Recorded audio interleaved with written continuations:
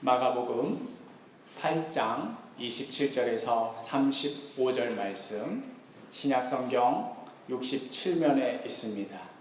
저와 같이 한 절씩 교독하시겠습니다. 예수와 제자들이 빌립보 가이사랴 여러 마을로 나가실새 길에서 제자들에게 물어 이르시되 사람들이 나를 누구라고 하느냐?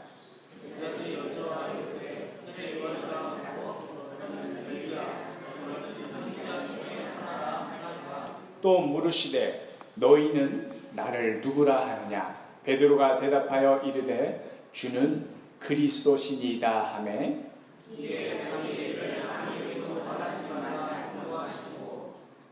인자가 많은 고난을 받고 장로들과 대제사장들과 서기관들에게 버림받아 죽임을 당하고 사흘 만에 살아나야 할 것을 비로소 그들에게 가르치시되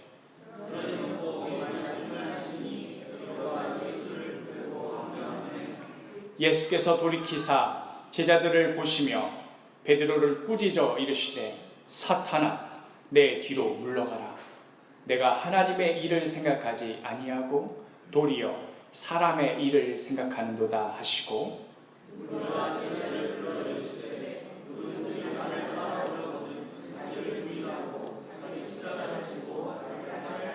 함께 읽겠습니다. 누구든지 자기 목숨을 구원하고자 하면 잃을 것이요 누구든지 나와 복음을 위하여 자기 목숨을 잃으면 구원하리라. 아멘. 기도하겠습니다. 말씀대로 이루시는 하나님, 이 시간 주님 앞에 겸손히 엎드렸습니다. 진리의 말씀인 이 성경 말씀 앞에 우리의 생각, 우리의 계획, 우리의 욕심 모두 주님 앞에 내려놓고 오직 이 말씀에 귀 기울이기를 원합니다. 또한 우리 어린 생명들의 심령 가운데에도 성령의 빛을 비춰주시기를 원합니다. 예수 그리스도의 이름으로 기도합니다. 아멘. 우리 이 시간 옆 사람과 한번 고백해 볼까요? 우리는 한 몸된 교회입니다. 우리 옆 사람과 고백해보자. 우리는 한 몸된 교회입니다. 뭐 손도 좀 잡아주고요. 또 예수님은 우리 교회의 머리 되십니다. 우리 교회의 머리 되십니다. 다시 한번 예수님은 우리 교회의 머리 되십니다. 아멘. 네, 우리는 한 몸된 교회고요. 또 우리 사도교회 머리는 예수님이세요. 그렇죠? 우리 어린 생명들부터 해서 우리 권사님들에 이르기까지 다 한 몸이고 우리가 서로 하나여서 기쁘고 또 너무나 감동이 되는 그런 사도교회가 되기를 소망합니다. 우리 마가복음 8장, 우리가 지금 8장을 살펴보고 있는데요. 이 마가복음 8장에는 세 가지 부류의 사람들이 등장합니다. 마가복음 8장을 우리 아침마다 묵상하시면서 꼼꼼히 읽어보신 분들은 이게 누구라 하고 아시겠지만, 하나는 바리새인, 그리고 예수님의 제자들, 마지막으로는 맹인입니다. 바리새인, 예수님의 제자들, 맹인. 이 전혀 다른 부류의 사람들인 것처럼 보이지만 사실 공통적인 것이 하나 있는데요. 이들 모두 다 땅에 있는 것들만 바라보면서 땅에 있는 것들만 매달리는 자들이다. 이런 사실에서 보면 이 셋의 공통점을 찾을 수 있는데요. 먼저 이 첫 번째, 이 바리새인들, 이들은 표적을 구하는 자들입니다. 마가복음 8장 11절, 우리 주보 뒷면에도 나와 있는데요. 8장 11절을 보니 바리새인들이 나와서 예수를 힐난하며 그를 시험하여 하늘로부터 오는 표적을 구하거늘 하면서 이 바리새인들이 예수님을 시험하면서 표적을 구합니다. 당신이 진짜 하나님의 아들이거든. 그것을 증명해 보일 뭔가를 좀 보여줘라. 지금 이 바리새인들이 예수님의 놀라운 일들을 행하실 때마다 그 은혜의 현장마다 쫓아다니면서 사사건건 시비 걸면서 이건 이렇다 저건 저렇다 하면서 지금 자꾸 발뒤꿈치를 붙잡고 있는 것 아니겠습니까? 이럴 때 우리 한번 이렇게 생각해 봅시다. 어느 날 예수님이 한번 이랬다고 생각해 봅시다. 너무 귀찮은 거예요. 바리새인들이 하나님 아들인 거 보여주면 돼. 진짜 믿는다니까 하면서 귀찮으니까 한번 이랬다고 해봅시다. 아이고 그래 내가 졌어. 이리 모여. 바리새인들 다 모여. 거기 그 돌 하나 들고 와봐. 잘 봐. 이 돌 내가 어떻게 하나? 하고는 그 자리에서 돌을 떡으로 딱 바꿨다고 해봅시다. 바리새인들이 안 믿을까요? 아무리 고집센 사람이더라도 방금 지금 눈앞에서 돌이 떡으로 변했는데 안 믿을까요? 또 바리새인들 서기관들 나 따라와봐라. 예루살렘 성전 가보자. 눈은 똑바로 뜨고 보그래 하고는 성전 꼭대기에서 딱 뛰어내렸는데 뛰어내리는 순간 갑자기 하늘이 열리면서 나팔 소리가 나면서 천사들이 나타나서 예수님 발을 딱 붙들면 바리새인들이 안 믿을까요? 우리가 예수님을 의심했던 이 불경건함을 용서하여 주옵소서 하면서 머리 숙이면서 조아리지 않을까요? 저도 사실 어릴 때 이런 생각 진짜 많이 했습니다. 어릴 적에 이제 친구들 전도하려고 그러면 꼭 이런 친구들이 있었어요. 야, 하나님 있다고 진짜 한번 증명해봐. 내 증명해보면 진짜 내 말로 걸어간다니까. 할 때 제 마음속에 드는 생각이 저런 놈들은 그냥 보는 앞에서 벼락을 콱 하나님께서 한번 내리쳐주시면은 찍소리 못하고 예수님 믿을 텐데 하는 생각. 이게 단지 어린아이가 해봄직한 그런 상상에 불과할까요? 여보, 우리 이제 교회 나갑시다. 아들아, 우리 이제 예수 믿는 거다 하면은 그 이미 표정이 어떻습니까? 아이고, 우리 집안에 어떻게 저런 광신도 같은 것이 들어와가지고 길 아침마다 나를 이렇게 괴롭히나 하는 그런 눈빛. 말은 안 해도 그 눈빛에서 다 읽혀지잖아요. 그럴 때 우리 마음속에 드는 생각 뭡니까? 저런 것들은 그냥 하나님께서 한 번에 탁 하면은 이렇게 그냥 예수 믿었으면 얼마나 속 시원할까 하는 마음 한 번쯤은 드셨지요. 그런데 예수님께서 이러한 바리새인들에게 뭐라고 말씀하십니까? 우리 마가복음 8장 12절 말씀 함께 읽겠습니다. 예수께서 마음속으로 깊이 탄식하시며 이르시되 어찌하여 이 세대가 표적을 구하느냐? 내가 진실로 너희에게 이르노니 이 세대에 표적을 주지 아니하리라. 먼저는 예수님께서 탄식하십니다. 도무지 하나님 뜻에는 관심도 없고 그저 무슨 허점 같은 거 어디 붙잡히는 거 있나 없나 호시탐탐 노리면서 기웃기웃 거리면서 내가 믿지 않고는 못 베길 만한 뭔가 보여주면 내가 믿는다니까 하고 이렇게 비아냥거리는 자들에게는 표적을 보여주지 않으십니다.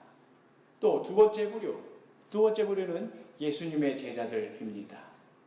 제자들은 그래도 이 바리새인들과 달리 예수님과 함께하는 자들입니다. 예수님이 무엇을 행하시는지 가까이서 지켜도 봤고요. 또 어려움이 닥쳤을 때는 예수님께 의지하기도 합니다. 그런데도 이들 제자들 역시도 이 땅에 있는 것들에만 관심 갖기는 그냥 도찐개찐입니다. 자꾸만 힐난하면서 시험에 드는 이 바리새인들을 떠나서 배를 타고 가시는 길에 예수님께서 이제 제자들에게 경고하셨지요. 너희들은 바리새인들의 누룩과 헤롯의 누룩을 조심하라. 이렇게 말씀하시니까 제자들이 자기네들끼리 수군거리면서 뭐라고 말합니까? 16절 우리 함께 읽겠습니다. 시작. 제자들이 서로 수군거리기를 이는 우리에게 떡이 없음이로다 하고는. 아이고, 우리가 좀 전에 4,000명을 이제 물고기 2마리와 떡 7개로 먹이고 또 7강줄이나 남기고 그랬는데 아무튼 우리가 그 떡 두고 왔네. 아이고, 그 떡 아까워서 어쩌지. 또 가서 또 떡 구하려면 어려울 텐데 그 떡이 어쩌지. 계속 떡 이야기만 하고 있는 겁니다. 그러니 예수님께서 이렇게 탄식하는 것 아니시겠습니까? 18절 말씀 함께 읽겠습니다. 너희가 눈이 있어도 보지 못하며 귀가 있어도 듣지 못하느냐? 또 기억하지 못하느냐? 왜 눈이 있어도 보질 못하고 귀가 있어도 듣지 못하느냐? 너희들 5병이어도 경험하였고 7병이어도 경험하지 않았느냐? 그리고 그때마다 그 떡 있고 없고가 그게 그렇게 중요했냐? 그 작은 것이라 하더라도 그것이 누구의 손에 들려져 있고 예수님께서 어떤 일을 행하셨으며 하나님의 뜻이 무엇인지 그게 중요하지 않았느냐? 그런데 왜 이렇게 자꾸만 떡 눈에 보이는 거, 손에 잡히는 거 이런 것만 이야기하고 있느냐 하는 이런 탄식 아니겠습니까? 바리새인들도 그렇고 제자들도 그렇고 다 눈에 보이는 것, 손에 이렇게 잡혀서 느껴지는 것 여기에만 관심 있는 겁니다. 다들 이렇게 떡의 수준으로 살고 있으니 예수님의 심정이 어떻겠습니까? 그리고 마지막으로 이제 이 22절 이후에 나오는 세 번째 부류의 사람이 맹인입니다. 그냥 정말로 앞을 못 보는 맹인입니다. 뭐 말 다 했죠. 이 모습이 마치 좀 전에 바리새인들이나 제자들의 모습과 하등 다를 바 없어서 마치 맹인이 일부러 나타난 것처럼, 약 올리는 것처럼 그렇게 느껴집니다. 나도 앞을 못 보는데 바리새인들이나 제자들 너희들도 앞 못 보기는 마찬가지지 하는 이런 무슨 약 올리는 느낌입니다. 어제 제가 이 설교 준비하면서 네이버 검색창에 개 눈에는 하고 쳤어요. 개 눈에는. 그랬더니 그 자동 완성 기능으로 바로 그 뒤에 문장이 이어지더라고요. 개 눈에는 그 다음 뭡니까? 똥만 보인다. 개들이 들으면 너무 억울할 것 같아요. 자기 눈 얘기하는데 갑자기 똥 얘기가 나오니까. 그런데 진짜 개 눈에는 똥만 보인다고 계속해서 뭐만 구하면서 다닙니까? 땅에 있는 것들만 구하면, 눈에 보이는 것, 손에 잡히는 것만 구하는 겁니다. 제자들이나 바리새인들이나 이 맹인이나 앞을 못 보기는 마찬가지입니다.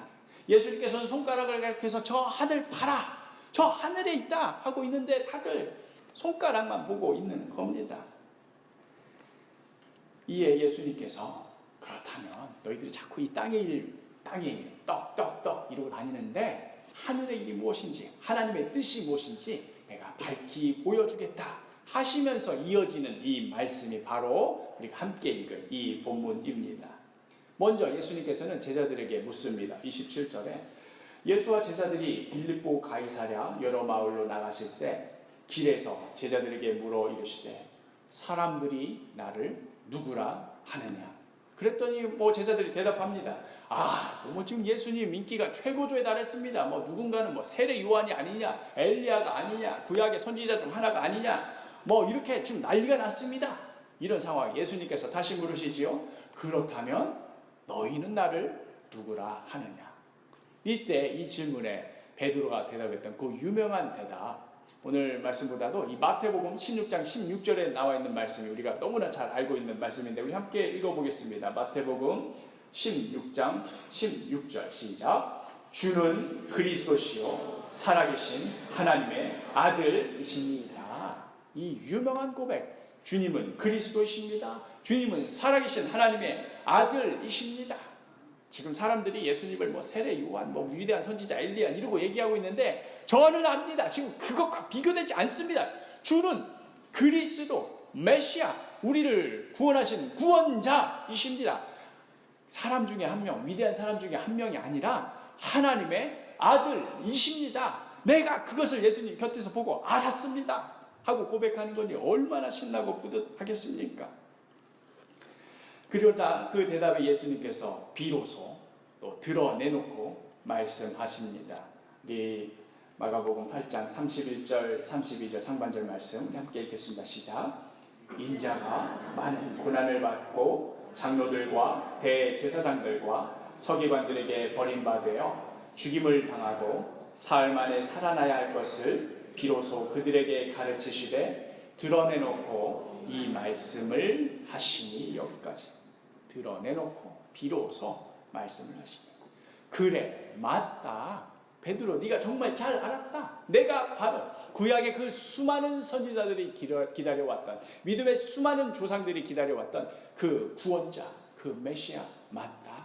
그리고 이제 내가 그 구원, 그 하나님의 위대한 구원의 역사를 행할 것이다 하고 이렇게 말씀하시고는 이제 베드로랑 제자들은 그 구원의 역사가 무엇일까 하고 기대에 가득 차 있는데 이어서 하시는 말씀이 인자가 많은 고난을 받고 죽임을 당하고 사흘 만에 살아나야 한다, 이런 말씀을 하는 겁니다.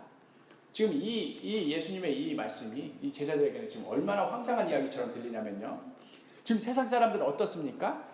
저 예수는 세례 요한이다, 엘리야다, 지금 최고의 사람이다 이러고 있고, 지금 제자들이 생각해봐도 지금 이 기세, 이 상황 이대로 예루살렘까지 몰고 갑시다. 저 썩어빠진 종교 지도자들, 저 백성들의 피를 빨아먹는 저 매국노들, 로마의 앞제비들 다 몰아내버리고, 저 로마 군대도 다 몰아내버리고 우리가 새로운 나라 열어봅시다. 예수님께서도 이 땅에 오시면서 선포하셨던 말씀이 뭡니까? 하나님 나라가 가까이 왔다. 그 말씀 계속 하신 것 아닙니까? 그 하나님 나라 우리 손으로 열어봅시다.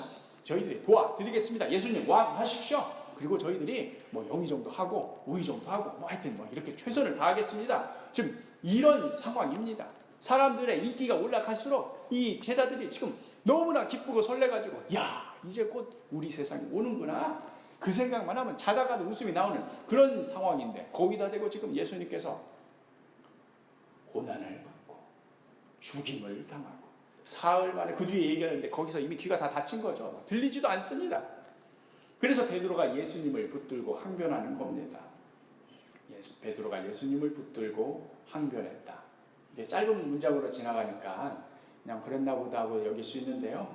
여기서 이 항변이라는 원래 단어의 의미를 좀 살려보자면 거의 이런 정도의 수준입니다. 예수님 멱살 붙잡고 한 번만 더 그딴 소리 했다가는 아주 가만두지 않겠습니다. 예수님 지금 이게 뭐 하자는 짓입니까? 여기까지 왔는데 여기 와서 갑자기 뭘 고난을 당하고 죽임을 당하고 지금 다 된 밤에 뭐 하자는 겁니까? 하고 따져드는 지금 이런 분위기입니다. 베드로만 그랬을까요? 그 주변에 둘러싼 제자들도 아이고 우리 베드로가 간만에 옳은 소리 좀 했네 하면서 기세 등등했을 겁니다. 그러자 예수님께서 뭐라고 말씀하십니까? 33절에 예수께서 돌이키사 제자들을 보시며 베드로를 꾸짖어 이르시되 사탄아 내 뒤로 물러가라. 내가 하나님의 일을 생각하지 아니하고 도리어 사람의 일을 생각하는도다. 두 가지가 지금 갈등합니다. 하나님의 일, 또 사람의 일. 예수님께서는 계속해서 저 손가락을 가리켜 하늘을 가리키시는데 그래서 하나님의 일을 말씀하시는 건데 바리새인들이나 제자들이나 맹인이나 어쩜 그렇게 한 치 앞도 보지 못하고 왜 계속 사람의 일, 왜 계속 이 땅의 것들만 그렇게 붙들고 매달리는가 하는 이 말씀입니다. 그러면서 이어지는 이 말씀, 우리의 가슴을 치는 말씀입니다. 아예 대놓고 우리의 뼈를 치는 그러한 말씀입니다. 정말 우리 가슴을 치는 마음으로 한번 읽어봅시다. 34절 말씀 시작. 누구든지 나를 따라오려거든 자기를 부인하고 자기 십자가를 지고 나를 따를 것이니라. 지금 예수님께서 보여주시는 길은 어떠한 길입니까? 먼저는 자기를 부인하고 자기 십자가를 지고 그리고 예수님을 따르는 길. 여전히 내가 이런 사람이면 얘가 이렇게 살아왔다면서 자기를 주장해가면서 따질 거 다 따지고 잴 거 다 재가면서 아이고 무슨 십자가는 그거는 무슨 뭐 지금 내가 지금 짊어지고 있는 것도 이렇게나 많은데 세상에서 이거 해야 된다 저거 해야 된다 그거 다 집어매고 더 이상 십자가 짊어질 자리도 하나도 안 남겨둔 채로 그렇지만 내가 장로고 내가 목사고 내가 집사고 권사니 예수님 따라가야지 하고 따라가려니 그게 따라가집니까? 안 되는 겁니다. 나를 주장하면서 십자가 지지 않고서 예수님 따라가려고 하면 그게 따라가지지 않는 겁니다. 발은 한쪽 다리는 이쪽 가고 있고 한쪽 다리는 저쪽 가고 있는데 앞으로 가지겠습니까? 갈 수가 없는 겁니다.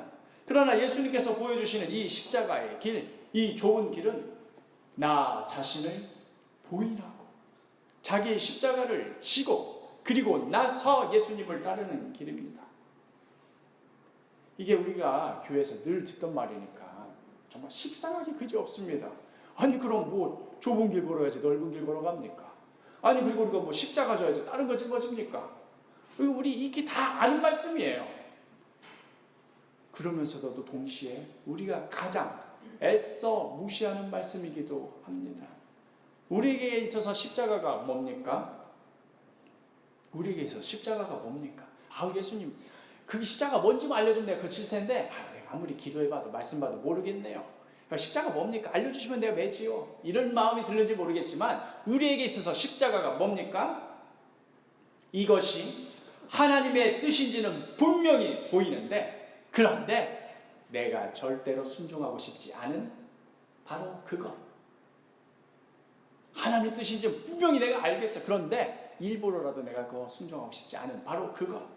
괜히 그거 생각하면 마음에 짐반되고 가책이 되니까 생각조차도 하지 말아야지. 내 영혼의 안녕과 편안함을 위하여서 일상생활할 때는 좀 잊고 지내야 내 생활이 좀 유지가 되는 바로 그것이 내가 짊어지고 가야 할 십자가입니다. 제가 오늘 설교를 준비하면서도 또 이 십자가 말씀을 전하려면 얼마나 많은 한숨이 지어지는지요.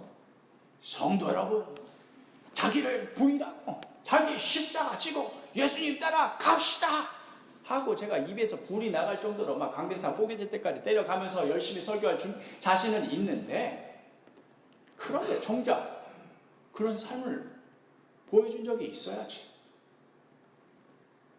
자, 여러분, 여기 방울이 있습니다. 이 방울 다들 가지고 하나씩 들고 가셔서 고양이 목에 달고 사십시오.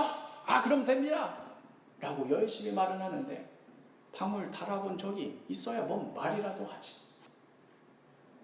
제가 감히 저의 삶을 보여주지도 못하고, 그래서 그냥 이 땅의 역사 가운데 그 십자가의 길, 자기 부인의 길을 걸으셨던 한 목사님의 이야기로 대신하려고 합니다. 저도 걷지 못하는 그 십자가의 길, 저의 가슴을 치면서 우리 함께 이 이야기를 나누려고 합니다.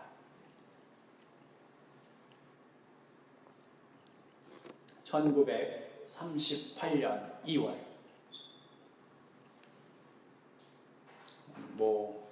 의류 업체에서 80년 전 일을 어떻게 기억하느냐 해가지고 좀 논란이 되고 있는데요.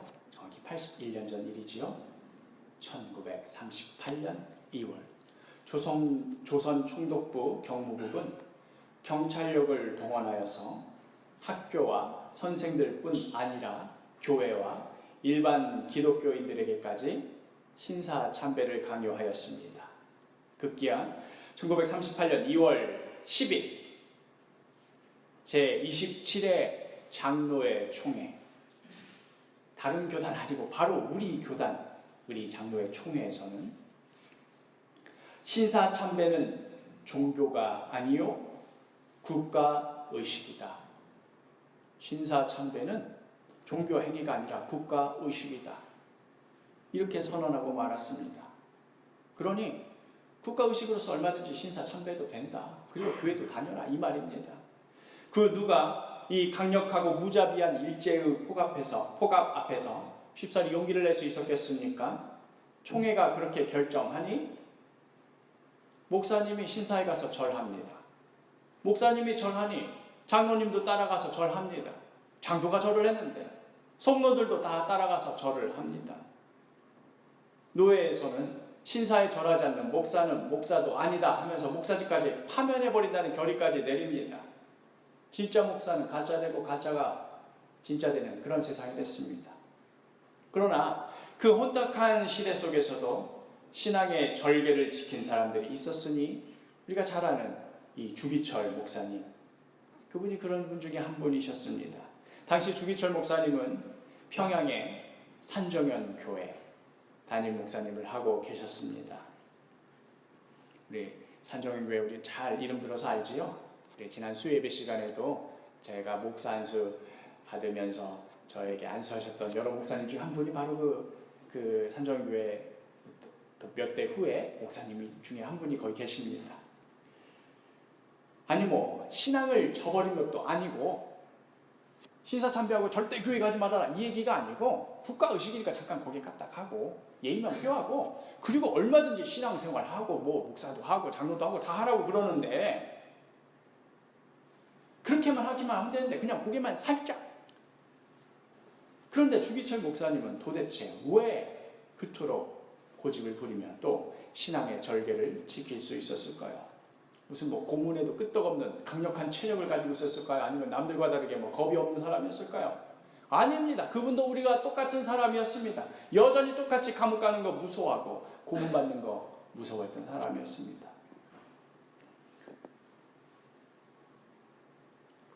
한 번은 이 감옥에서 목사님을 잠깐 외출시켜준 적이 있었습니다. 당시에 이제 목사직에서 쫓겨나고 다른 집에서 이제 목사님의 어머님, 늙으신 어머님과 사모님, 또 내 자녀들, 이제 집안의 가장이 감옥에 가 있으니 어떻게 살았겠습니까? 정말 호된 굶주림에 시달리고 있었는데 그래도 아버지가 감옥에서 이제 잠깐 외출하신다니까 어떻게 그 집에 먹을 것 없다고 빈밥상 앉혀놓고는 물만 마시고 가거라 그럽니까? 어머님이 어디서 이렇게 돌아다니면서 몰래 밥을 얻어오셔가지고는 오랜만에 집에 온 아들에게 밥을 차려주셨습니다. 이제 보면 알잖아. 이 밥이 이 집에서 나온 게 아니고 어디서 얻어오라는 거 알잖아요. 그러면 이 밥을 본 그 주기철 목사님이 어머니 저는 괜찮습니다. 어머니 먼저 드십시오. 우리 아들들 이리 와라. 이거 너희들 먼저 먹거라. 이랬을 것 같습니까? 아닙니다. 그냥 밥을 보자마자 눈이 뒤집혀져 가지고는 그 밥 한 소리라도 흘리지 않으려고 허겁지겁 드시더랍니다. 그런 그 비참한 아버지의 모습을 자녀들은 또 지켜보면서 혹시나 아빠가 밥을 먹다가 남기지는 않을까. 그래서 지금 꼴깍꼴깍 삼키면서 아버지 바라보고 있는 겁니다. 신앙 지키자고 늙은 어머니, 자기 아내, 내 자녀 모두 굶게 만들고 본인도 그 감옥 가 있다가 겨우 어떻게 어디서 얻어서 간 밥 한 그릇 마련한 거 그거 한술 양보할 겨를도 없이 허겁지겁 먹는 겁니다. 이 집안의 한 가장으로서 얼마나 초라하기 짝이 없는 모습입니까? 인생 그렇게 사느니 그냥 절 한번 까딱하지. 그런데 그때 식사를 마치기도 전에 일본 순사들이 다시 찾아와서는 주기철 나와! 하면서 윽박 질렀답니다. 풀어주는 척 했다가 다시 또 감옥 데려갔다가 이러면서 사람 이제 미치게 만드는 거지요. 그러면 이 목사님이 식사를 하다 말고 순사가 딱 와서 소리 지르면 숟가락을 땅 내려놓고는 그래 나 여기 있다 잡아 가거라 이렇게 담대하게 말했을 것 같습니까? 아닙니다. 밥을 먹다가 일본 순사 말을 듣자마자 그냥 놀래가지고 밥수저를 던져놓고는 나이 드신 어머니 방으로 달려들어가서는 그 앞에 무릎을 꿇고 울먹이면서 어머니 나 같은 약질이 이 장기간 고난을 견디기가 너무나 어렵습니다. 제가 변절할까봐 두렵습니다. 어머니 저를 위해서 기도해 주세요. 저를 위해서 기도해 주세요 하면서 그 40 중반도 넘은 아들이야. 어머니 그 무릎 잡고 울고 있는 겁니다. 주기철 목사님은 이토록 약한 사람이었습니다.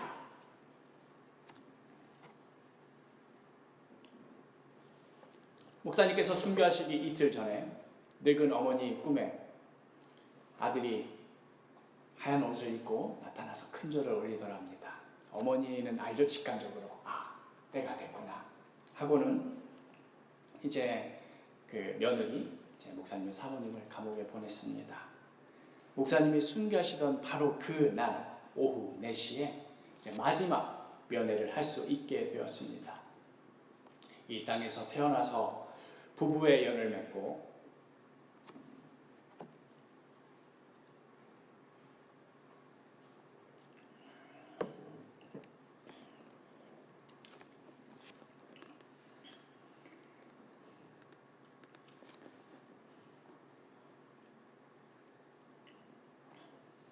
이제 마지막 순간을 맞이하는 것이죠. 참 얼마나 기가 막힌 순간입니까? 사모님이 이제 이게 마지막이라는 걸 아니까 뭐 하실 말씀 없으시냐고 묻습니다. 그랬더니 목사님이 다 죽어가는 목소리로 첫째는 내 어머니와 아이들을 당신께 부탁합니다. 미안합니다. 그러시더래요. 뭐 현실이 그렇잖아요. 어쩔 수가 없잖아요. 이미 자기 몸은 만신창이가 되어서 이제 곧 죽을 몸이고 집에는 80 넘은 어머니에 아직 어린 내 자녀가 지금 저렇게 있으니 뭐 어쩔 도리가 없잖아요. 그러니 자기 아내에게 미안합니다. 그러면서 이들을 부탁하는 겁니다.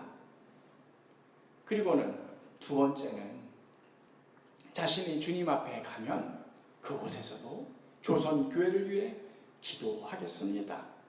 이러시더랍니다. 뭐 그런 말을 하니까 이제 간수가 다 알아듣고는 이제 그냥 바로 끌고 가려고 하더랍니다.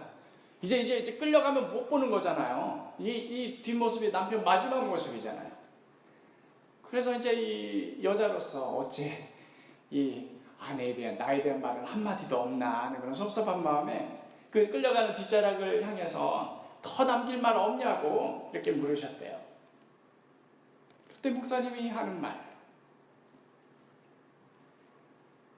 여보, 나 따뜻한 숭늉 한 사발 마시고 싶소.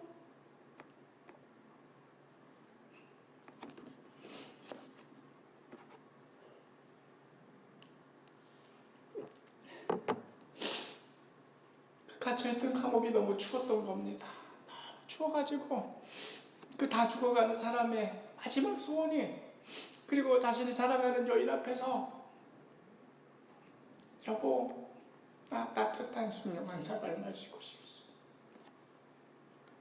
그리고는 그날 밤 돌아가신 겁니다. 사랑하는 어머니, 사랑하는 아내, 아직도 한창 어릿광물일 내 자녀들, 그렇게 두고 그렇게 처참한 시체로 돌아온 겁니다. 해방을 1년 앞둔 1944년 4월 21일, 그의 나이 47이었습니다. 형무소에서 목사님 시신을 사과 귿짝 2개에다가 이렇게 넣어가지고 가져왔습니다. 얼마나 심하게 고문을 당했는지 손톱 발톱 성한 곳이 하나도 없고 발은 망치에 맞아서 뭉그러져 있고, 이 철없는 이 중학생 아들이 그 아버지 마지막 모습을 보는데도 남이 이걸 볼까봐, 우리 아버지가 저 지경이 됐다고 남이 볼까봐 그거 창피한 것, 그거 생각하고 있었다고 합니다. 아니, 누가 이런 집안 꼬락서리를 보고 이야, 하나님이 살아 계시는구나, 누가 이렇게 말하겠습니까? 그 처참한 광경을 보면서 누가, 야, 하나님께서 정말 그 기도를 들으시는 분이시구나, 누가 이렇게 말하겠습니까? 하나님께서 그 성도들을 지키신다면 어떻게 이 땅 가운데 그런 일이 벌어질 수 있는가? 하늘을 향해 삿대질을 12번 해도 모자란 건 아니겠습니까?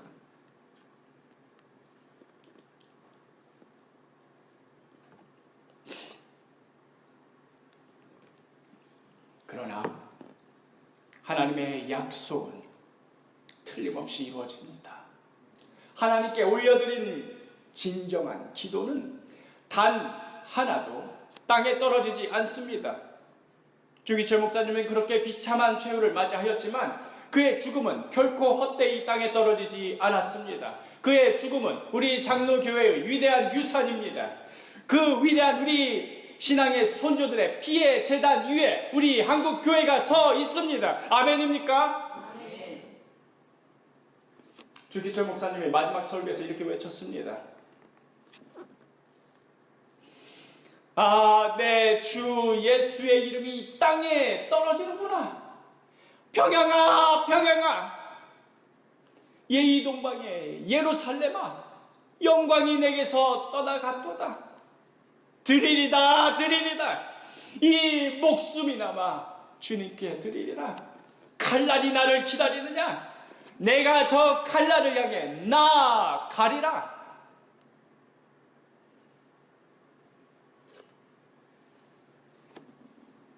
요즘 누가 예수 믿는다고 흉기로 위협하지 않습니다. 주기철 목사님이 살던 시절처럼 신사참배 안 하면 뭐 강제로 감옥 가고 그렇게 쳐놓고 이런 시대 아닙니다. 예수 믿는다고 아무도 뭐라고 안 씁니다. 그럼에도 불구하고 우리는 정말 심각한 신앙의 위기를 맞고 있습니다. 그래, 예수 믿어. 기도도 하고 찬양도 하고 너 하고 싶은 거 다 해. 아, 그런데 좀 적당히 좀 해. 세상에 좋은 것 얼마나 많아. 세상에 멋진 것 얼마나 많아. 적당히 예수도 믿고 또 너 하고 싶은 거 하고 누리고 멋지게 인생 사는 사람들 얼마나 많냐. 너라고 왜 못하냐. 너도 그렇게 좀 믿어. 야, 예수가 밥 먹여주냐. 너 너무 그렇게 변해가면서 믿는 거 그거 진짜 촌스러운 거 알아?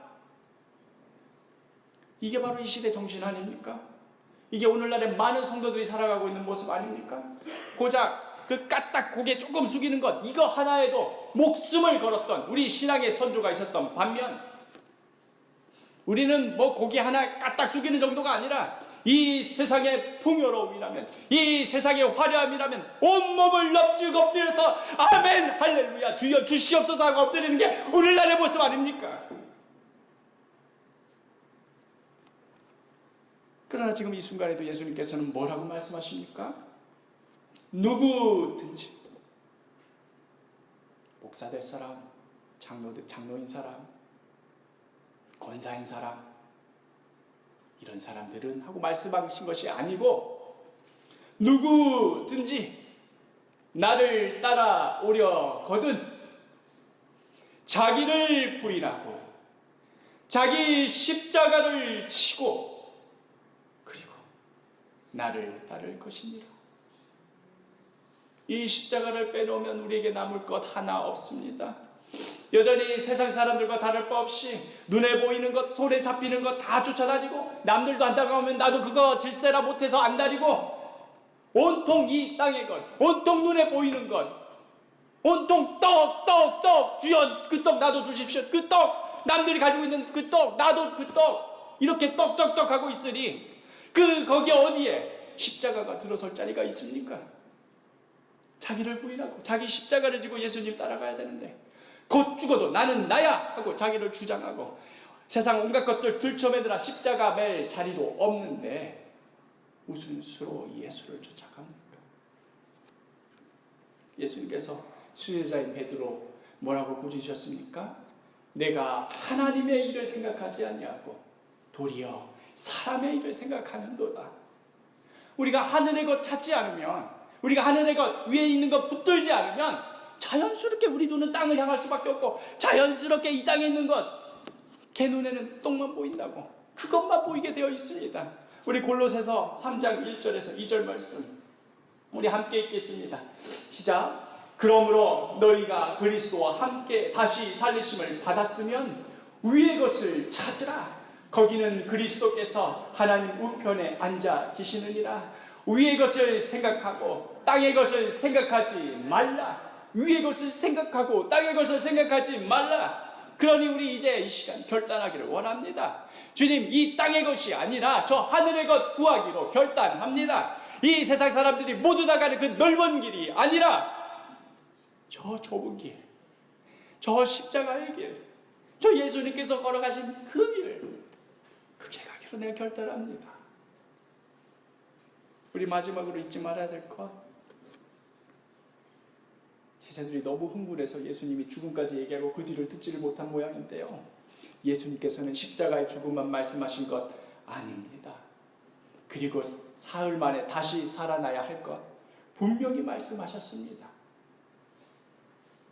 땅의 것만 구하는 자들에게는 고난당하고 죽임당하리라, 이 말씀에 놀라서 그 다음에 무슨 말이 이어졌는지 귀에 들어오지를 않습니다. 실제로 제자들이 그랬습니다. 예수님이 다시 살아나셨는데도 그 말씀을 잘 기억을 못했습니다. 그러나 하늘의 것을 구하는 자에게는 이것이 보이는 겁니다. 사실 이것 바라보며, 저 하늘나라 우리의 본향 바라보며 가는 거룩한 무리, 거룩할 성 무리도 그들이 바로 성도입니다. 교회에서 직분 없어서 이것도 저것도 아닌 사람에게 성도라고 부르는 것이 아니고, 그 좁은 길, 그 십자가의 길을 따라가며 우리의 본향 바라보며 가는 그 거룩한 무리, 그들이 바로 성도입니다. 우리 로마서 8장 18절, 개인적으로 개역 한글 번역이 더 마음에 와닿아서 제가 개역 한글 버전으로 가져왔습니다. 우리 함께 읽겠습니다. 생각건대 현재의 고난은 장차 우리에게 나타날 영광과 좋게 비교할 수 없도다. 이 위대한 소망이 있기에, 이 위대한 영광이 기다리고 있기에 우리가 오늘 십자가를 감당하며 예수님 바라보며 이 좁은 길 걸어갈 수 있는 것 아니겠습니까? 십자가를 저 본 자야라만이 그 부활의 영광 경험할 수 있습니다. 우리 이 시간 함께 찬양하시면서 다시 한번 결단하기를 원합니다. 주님, 나 자신을 부인하겠습니다. 나의 십자가 지겠습니다. 그리고 예수님 따라가겠습니다. 우리 함께 찬양하시겠습니다. 내 마음의 주를 향한 사랑이, 내 마음의 주를 향한 사랑이 나의 말엔 주가 주신 진리로, 나의 눈에 주의 눈물 채워줘소서. 내 입술의 찬양의 향기가, 내 입술의 찬양의 향기가 두 손에는 주를 닮은 섬김이 나의 삶의 주의 흔적 남게 하소서. 하나님의 사랑이 영원히 함께하리라. 하나님의 사랑이 영원히 함께하리. 십자가의 길을 걷는 자에게, 순교자의 삶을 사는 이에게, 조롱하는 소리와 세상 유혹 속에도 주의 신결한 신부가 되리라. 내 생명 주님께 드리리. 하나님의 사랑이 영원히 함께하리라. 하나님의 사랑이 영원히 함께하리. 십자가의 길을 걷는 자에게, 순교자의 삶을 사는 이에게,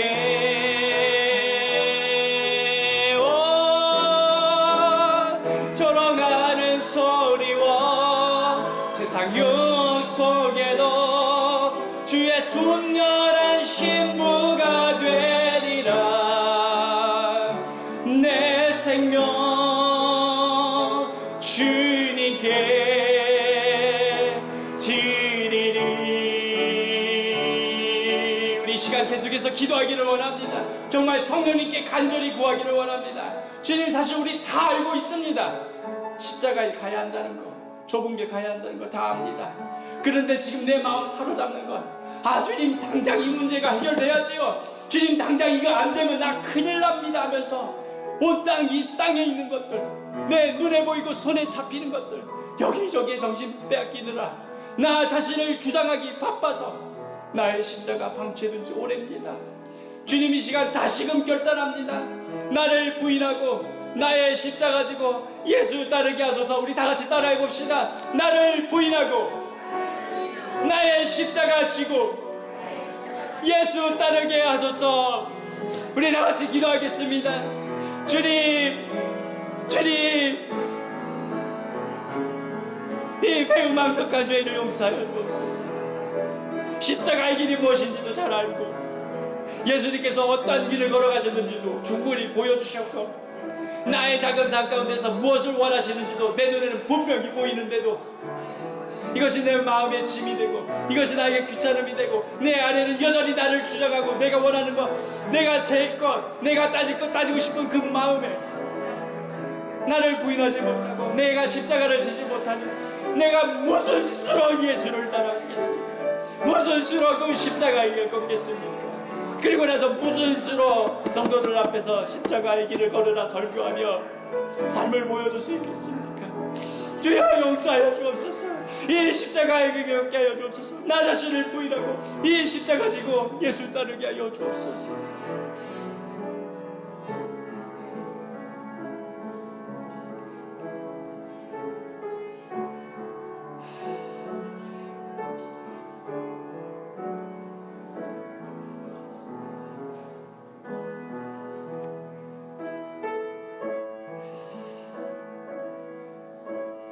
우리 마음을 담아서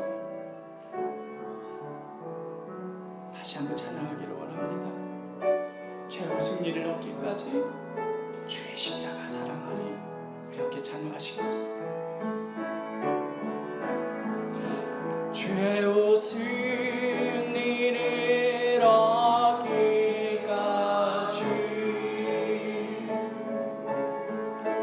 주의 십자가 사랑하리.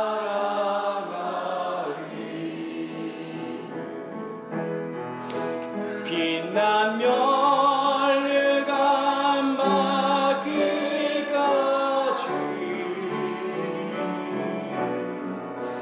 험한 십자가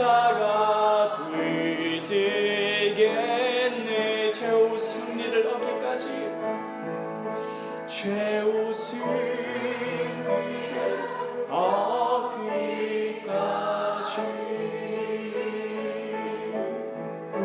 주의 십자가 살아가리.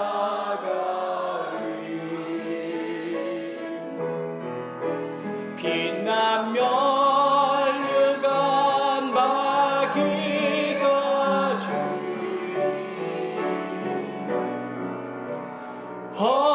십자가 붙들겠네. 기도하겠습니다. 주님, 우리 마음이 어쩜 이렇게 단단한지, 십자가의 길이 무엇인지, 나의 십자가가 무엇인지 분명히 알면서도 그거 순종하기 싫어서, 그거 부담스러워서, 남들도 다 편히 신앙생활하는데 왜 내가 굳이 이래야 되나 하는 마음에 도통 이 땅에 있는 것들에 눈을 떼지 못하고 주께서 보여주신 그 십자가의 길 걸을 줄을 모릅니다. 주님, 이 죄인을 어찌하면 좋겠습니까?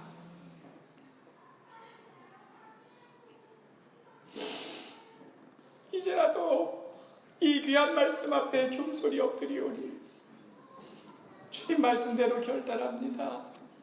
나 자신을 부인하기로 결단합니다. 나의 십자가 지기로 결단합니다. 예수 따르기로 결단합니다. 현재의 이 고난, 좋기 비교할 수 없는 그 영광 바라보며 오늘도 이 좁은 길, 십자가의 길 걷기로 결단합니다. 또한 이 시간 주님 앞에 작은 정성 드립니다. 우리의 시간, 우리의 마음, 우리의 물질 드립니다. 이 작은 예물이 하나님 앞에 드려져 쓰여질 때에 하나님의 크고 놀라운 역사를 이루실 줄 믿습니다. 우리의 가정, 우리의 일터, 우리 학업 가운데에서 풍성히 부어주시고 풍성히 누리게 하시는 하나님의 은혜를 경험할 줄 믿습니다. 이 모든 말씀 예수 그리스도의 이름으로 기도합니다.